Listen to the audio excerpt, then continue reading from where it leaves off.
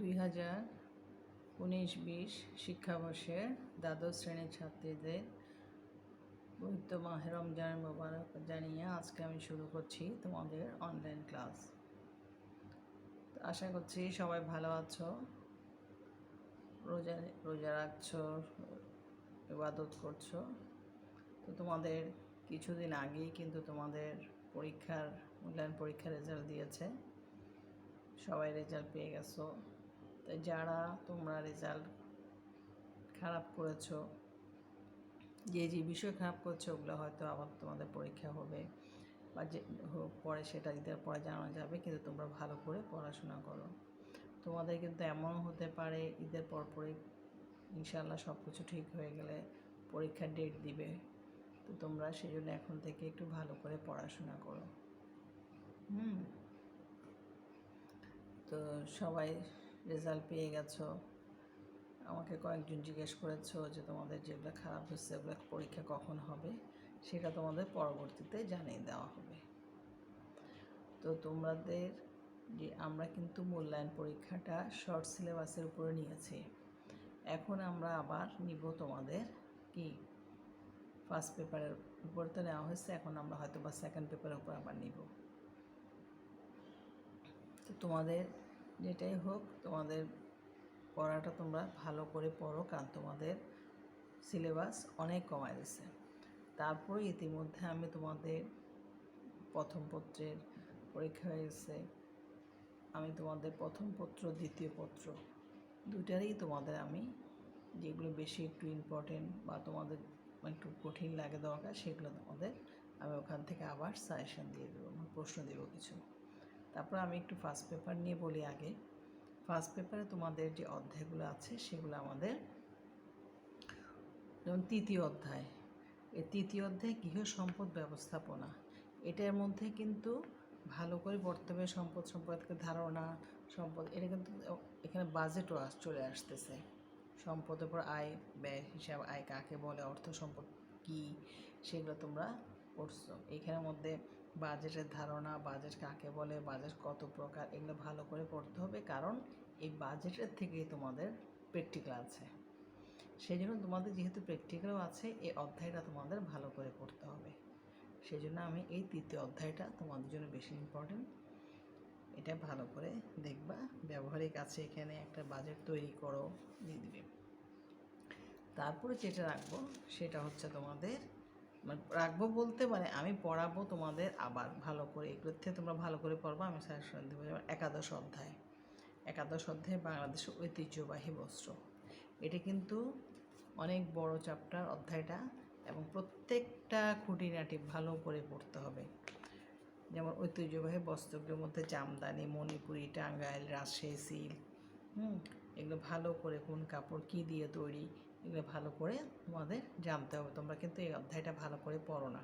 নৃগোষ্ঠী সম্প্রদায় সম্পর্কে ভালো করে জানতে হবে, এবং এই ঐতিহ্যবাহী বস্ত্রগুলোর ব্যবহার কী, কীভাবে করে, বাংলাদেশের নৃগোষ্ঠীর লোকজনদের বৈশিষ্ট্য সম্পর্কে ভালো করে জানতে হবে, তারা কী ধরনের পোশাক পরে, সব কিছু চলে আসবে এর মধ্যে।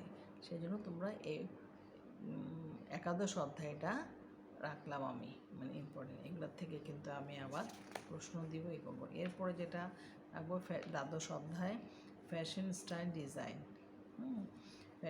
ডিজাইন, এবং ত্রয়োদশ অধ্যায় যেটা বস্ত্রে রং করা ছাপা, এটার মধ্যেও কিন্তু তোমাদের ব্যবহারিক আছে। সেই জন্য এই রং করা ছাপাটা থিওরি তো যেরকম, ব্যবহারিক প্র্যাকটিক্যালও আছে। সেটাতে আমরা ব্লক টাইডে এগুলো করছি, এগুলো আমাদের প্র্যাকটিক্যাল। তো এই অধ্যায়গুলো করতে হবে। তবে দ্বাদশ অধ্যায়টা ভালো করে পড়বে, কারণ এটা দ্বাদশ অধ্যায়, আর এদিকে বলছি আমি কোনটা, এদিকে বলছি আমি একাদশ অধ্যায় বাংলাদেশ ঐতিহ্য। একাদশ অধ্যায় দ্বাদশ অধ্যায়, এই দুইটা অধ্যায় তোমাদের খুব ভালো করে পড়তে হবে, কারণ এখানের মধ্যে অধ্যায়টা বড় এবং খুঁটিনাটি বিষয়। তোমাদের এখন এই শর্ট সিলেবাসের মধ্যেও যদি তোমরা আবার বেছে বেছে পড়ো, তাহলে কিন্তু ধরা খাবা। তোমাদের প্রত্যেকটা অধ্যায় ভালো করে খুঁটিনাটি পড়তে হবে। মাত্র এখানে 7টা অধ্যায়, এই 7টা অধ্যায় যদি তোমরা ভালো করে না পড়ো, তাহলে কিন্তু তোমরা আর মানে মিস করবা তোমরা। অবজেক্টিভ সাবজেক্টে যেটাই আসুক তোমাদের এমনভাবে পড়তে হবে যেন আনসার করতে পারো, এবং আনসারটা কি একুরেট রাইট আনসার করতে পারো, সেটা তোমাদের খেয়াল রাখতে হবে। তাহলে এই কয়টা অধ্যায় থেকে আমি আবার তোমাদের ইম্পর্টেন্ট কোশ্চেন দিয়ে দিব এবং পড়াবো এখান থেকে। আর প্র্যাকটিক্যাল, বাজেট, পুষ্পবিন্যাস, ব্লক ডায়েরি এগুলাই প্র্যাকটিক্যালও দেখো অনেক কমায় দিছে। সেই জন্য তোমাদের এই প্রথম পত্রের এই অধ্যায়গুলা পরীক্ষা তো হয়ে গেছেই, তোমাদের ফাইনালের জন্য বলছি আমি, তোমাদের আবারও প্রশ্ন দিব কিছু, তোমরা সেটা ভালো করে পড়ে নিবে। দ্বাদশ অধ্যায়ের মধ্যে কিন্তু সেকেন্ড পেপারে তোমাদের অনেক মানে এখানেও সেম কম, তবে এখান থেকে যেমন আমি প্রথম অধ্যায়টা রাখবো। প্রথম অধ্যায়টা সোজা, পরিবারের সমাজ পরিবর্তন কীভাবে আসতো, পরিবার কাকে বলে, এটা এই জন্য রাখতেছি। এটা প্রথম অধ্যায়টা বাদ দেওয়া যাবে না, এখান থেকে কোশ্চেন আসবে, এখান থেকে এগুলোর থেকে আমি প্রশ্ন দিয়ে দিব তোমাদের জন্য। যেটা আরেকটা তোমরা একদমই পড়তে চাও না, এটা বাদ দিতে পারবে না, যেটা চতুর্থ নবজাতক প্রসূতি মায়ের যত্ন, শিশু টিকা দেওয়া। এটা তোমাদের জন্য খুবই গুরুত্বপূর্ণ বিষয়, এবং এই অধ্যায়টা ভালো করে পড়তে হবে। এখান থেকে তোমরা কিন্তু আগেও আমি মানে পড়তে চাও না, মানে কঠিন লাগে বা করে সেটা না, কিন্তু এটা তোমাদের ভালো করে পড়তে, তোমাদের ভবিষ্যতে এই জিনিসটা, এই অধ্যায়টা থেকে তোমরা অনেক কিছু জানতে পারবে, তোমাদের কাজে লাগবে ভালো। ঠিক আছে। শিশুর যত্ন, মা বাবার শিশুর আগমনে মা বাবা পরিবারের সদস্যদের প্রস্তুতি কী, কীভাবে কী করতে, প্রসূতি মায়ের যত্ন, তারপর টিকা দেওয়া, এগুলো সব কিছু এই অধ্যায়টা। সেজন্য এই চতুর্থ অধ্যায়টাও আমি রাখলাম। আরেকটা যেটা আছে সেকেন্ড পেপার, মোটামুটি কিন্তু আমি অত অধ্যায় বাদ দিব না, বাদ তো দিবই না কোনোটাই, কিন্তু এখান থেকে আমি মোটামুটি সবগুলো, যেমন বিশেষ চাহিদা সম্পন্ন শিশু। বিশেষ চাহিদা সম্পন্ন শিশু বলতে আমরা কী বুঝি, মানসিক স্বাস্থ্য, প্রজনন স্বাস্থ্য, এটা। তারপরে যেটা আসতেছে তোমাদের শক্তির ধারণা। সেকেন্ড পেপার ভালো করে পড়তে হবে, সেকেন্ড পেপার কিন্তু অত সহজ নয় যে বানাই লিখলাম হয়ে গেল। যেমন একাদশ অধ্যায় শক্তির চাহিদা, শক্তি সম্বন্ধে ধারণা থাকতে হবে, গত পরীক্ষাতেও দিছিলাম, এবং এটার প্র্যাকটিক্যালও আছে।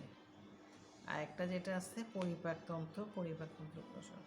তো পরিপাকতন্ত্রটা তাহলে বলো যে দ্বাদশ সেকেন্ড পেপারে তোমাদের সব, এবং শক্তি চাহিদার মধ্যে আছে, প্র্যাকটিক্যাল আছে। তাহলে এই শক্তি চাহিদা, ব্যক্তি শক্তি চাহিদা নির্ণয় করো, এটার প্র্যাকটিক্যালটা আছে। এই অধ্যায়টাও তোমাদের ভালো করে পড়তে হবে। এবং পরিপাকতন্ত্রের ব্যবহার, পরিপাকতন্ত্রের কাজ কী, হ্যাঁ, মানবদেহে এটা। তারপরে রোগ প্রত্যেকটা অধ্যায় কিন্তু যে এটা কম পড়লাম ওইটা বেশি পড়লাম সেটা হবে, মানে কম পড়লাম বা এটাকে বাদ দিলাম সেটা করবে না। যে কয়টা আছে 7টা অধ্যায়, 7টা অধ্যায় পড়তে হবে। তবে ওখান থেকে যেগুলো একটু বেশি কঠিন মনে হচ্ছে তোমাদের কাছে মনে হয় বা সেই অধ্যায়গুলো আমি আগে আলোচনা করব। তো ওই অধ্যায় থেকে আলোচনা না, আমি প্রশ্ন দিয়ে দেবো। যেমন যেটা পরিপাক, পরিপাকতন্ত্রের থেকে আমি এখান থেকে প্রশ্ন দিব, পরিপাকের এটা। তারপরে যেটা আসতেছে শক্তি চাহিদা নির্ণয়, শক্তি একাদশ অধ্যায়, দ্বাদশ অধ্যায় দশম অধ্যায় একাদশ অধ্যায়, হ্যাঁ। এবং প্রথম অধ্যায় রাখছি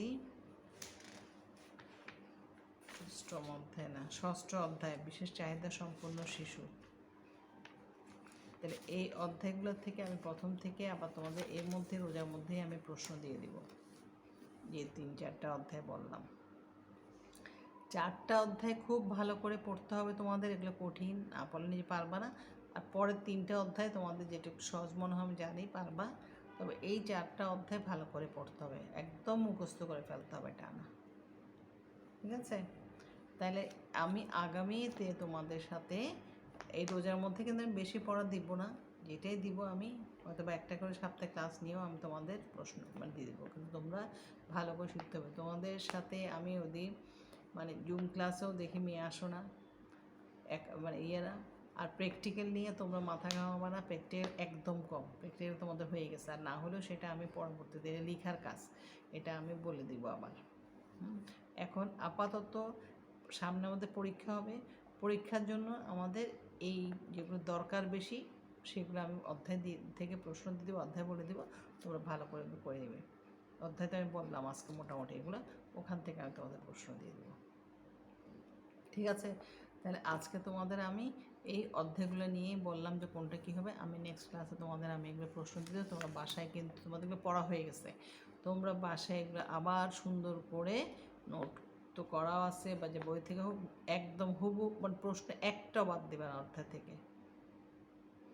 আমি কিন্তু অবজেক্টিভ তো আর দিতে পারছি না, অবজেক্টিভ না, তোমরা ভালো করে ওখান থেকে এমনভাবে পড়বা যে একটা অবজেক্টিভ আসলে আনসার করতে পারো। ঠিক আছে, তোমাদের কিন্তু আমি দেখলাম এই মূল্যায়ন পরীক্ষাটা দিছো গা ছাড়া ভাব। তোমাদের দিন দিন তোমরা মনে করো না যে তোমাদের অটো প্রমোশন দিবে, এবং তোমরা অটো প্রমোশনে আশা না করে নিজেরা যাতে ভালো করে পড়তে পারো, কারণ এই যে সুযোগটা তোমাদের, এই সুযোগটা হারালে আর কেউ কিচ্ছু করতে পারো না। তোমাদের সবচেয়ে বড় ভালো রেজাল্ট করার এই একটা সুযোগ এত শর্ট সিলেবাসের মধ্যে। সেই জন্য তোমরা যদি মনে করো যে তোমাদের প্রমোশন দিয়ে অটো পাস দেবে, সেটাও হবে না। এবং তোমাদের এই অল্প সিলেবাসগুলো তোমরা ভালো করে পড়তে হবে যাতে তোমাদের রেজাল্টটা ভালো করতে পারো। এটাই সুযোগ, যারা ভালো তারা ভালো রেজাল্টের জন্য এইভাবে ভালো করে পড়ে তোমরা রেজাল্ট ভালো করতে পারবে। ঠিক আছে, তা আজকে এতটুকুই থাকলো। এরপর যদি তোমাদের কিছু জানতে হয়, কোনো প্রশ্ন থাকে আমাকে ফোনে জেনে নিবা, বা হোয়াটসঅ্যাপে তো গ্রুপের মধ্যে আছেই।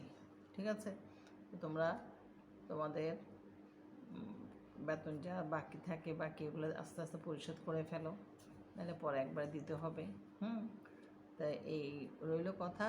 আর তোমরা অধ্যায়গুলো থেকে আমি আগামী ক্লাসে অধ্যায় তো আজকে নাম বললাম, কিছু ইম্পর্টেন্ট কোশ্চেন তোমাদের দিব যাতে এরও যাতে পড়া শেষ করতে পারো। এটা মানে পরীক্ষার জন্য ফাইনাল দিব তা না, বন্ধের পড়া দিব আমি।